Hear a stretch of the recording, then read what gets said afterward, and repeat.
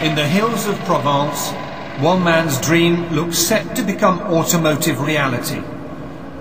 Guy Negre is a restless jack-in-the-box of an engineer. He used to work in Formula One. Now these are his passion. Cars that run on air, with remarkable qualities if they live up to their hype.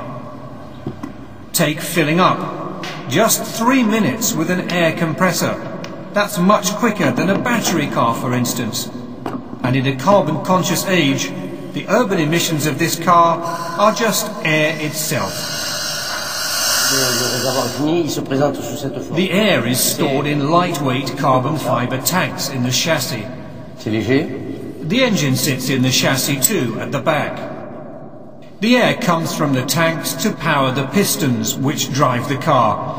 On long journeys, a petrol burner heats the air, which expands it, increases the pressure and boosts the performance. The first buyers will be people who care about the environment, he says. It also has to be economical.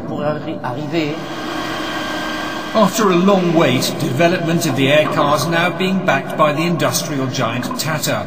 Guy Negre says there's no issue with safety. If the car crashes, the air tanks won't shatter, just split with a very loud bang. He hopes to have the first one for sale in France within a year, for just over £2,500. I'd like to think he would succeed because, you know, we should be supporting this kind of technology. It is a move in the right direction towards potentially sustainable personal transport. But? There are buts.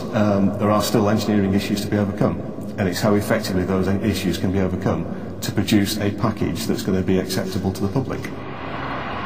Top speed of next year's model will be more than 80 miles an hour, according to Guy Negre, though the prototype I drove didn't give that impression.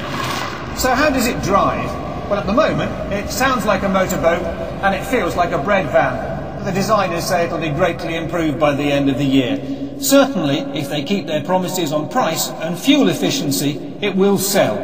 You could just be looking at the beginning of the end of the traditional petrol engine. Roger Harrabin, BBC News.